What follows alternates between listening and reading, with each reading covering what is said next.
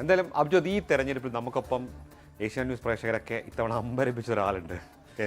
നമ്മളെ സ്വന്തം നമ്മളെ എന്ന് പറഞ്ഞാൽ കമലേഷാണ് കൂടുതൽ അങ്ങോട്ട് ഊന്നിയത്. നിലമ്പൂരിൽ വോട്ടെണ്ണി തുടങ്ങിയത് മുതൽ ഏറ്റവും പ്രേക്ഷക ശ്രദ്ധ നേടിയ ദേവസേനയെ കുറിച്ചാണ്. ദേവസേന കണക്ക് കൂട്ടി, ദേവസേന ലഭിക്കുന്ന വിവരങ്ങൾ അനുസരിച്ച് കണക്ക് കൂട്ടിയ ചില പ്രവചനങ്ങളാണ് നടത്തിയത്. ആ പ്രവചനങ്ങൾ ഏതാണ്ടൊക്കെ അങ്ങനെ എത്തി. ആരാണ് ദേവസേന? ബാഹുബലിയിലെ ദേവസേന, രാജമൗലിയുടെ ദേവസേന അല്ലാതെ അതൊന്ന് കണ്ടു നോക്കാം. ദേവസേനയുടെ പ്രവചനം: LDF 65,465, UDF 80,000 തൊടുന്നു. ദേവസേനയുടെ പ്രൊജക്ഷനിൽ 80,015. ഇപ്പോൾ അൻവറിന്റെ വോട്ടുകൾ കുറയുകയാണ്, 20,558. NDA 8,594. ഇതാണ് ദേവസേനയുടെ പ്രവചനം. കൃത്യമാണല്ലേ? 65,000. നിലമ്പൂർ തെരഞ്ഞെടുപ്പ് ഫലം പുറത്തു വന്നപ്പോൾ ഏഷ്യാനെറ്റ് ന്യൂസിന്റെ ഇലക്ഷൻ മാസ്റ്റേഴ്സ് കളം നിറയുകയായിരുന്നു. അതിൽ ഏറ്റവും വേറിട്ട് നിന്നത് ദേവസേനയാണ്. ദേവസേന പറഞ്ഞു, കേരളം കേട്ടു. ചരിത്രത്തിൽ ആദ്യമായി നിർമ്മിത ബുദ്ധിയിലൂടെ തെരഞ്ഞെടുപ്പിൻ്റെ ഫല സാധ്യതകളെ പ്രവചിക്കുകയായിരുന്നു ദേവസേന.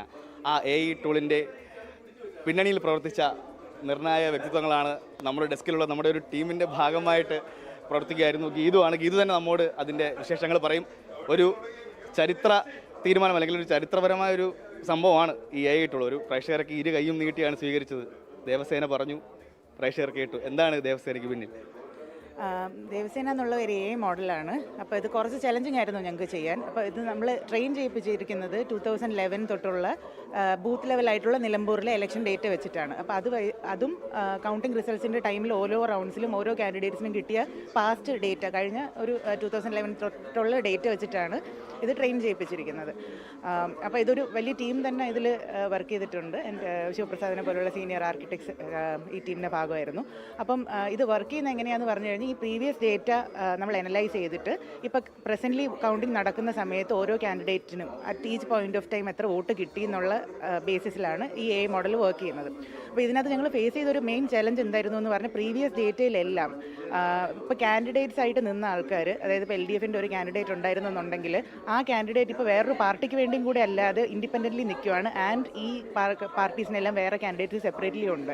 അപ്പോൾ അത് ഏത് തെരഞ്ഞെടുപ്പ് തൊട്ടുള്ള വിശകലനങ്ങളാണ് കണക്കെടുപ്പ് നടത്തിയത്? 2011 തൊട്ടുള്ള തിരഞ്ഞെടുപ്പുകളാണ് നടത്തിയത്. അപ്പോൾ ആ തിരഞ്ഞെടുപ്പുകളിലൊക്കെ നിന്നതും നമുക്ക് ഏറ്റവും മേജറായിട്ടുള്ള നമ്മൾ എടുക്കുന്ന ഡേറ്റയിലുള്ള കാൻഡിഡേറ്റ് ഇത്തവണ സെപ്പറേറ്റ് ആയിരുന്നു. അപ്പോൾ അത് എങ്ങനെ ഡിഫറൻഷിയേറ്റ് ചെയ്ത് മോഡലിനെ ട്രെയിൻ ചെയ്യിപ്പിക്കും എന്നുള്ളൊരു ചലഞ്ചായിരുന്നു.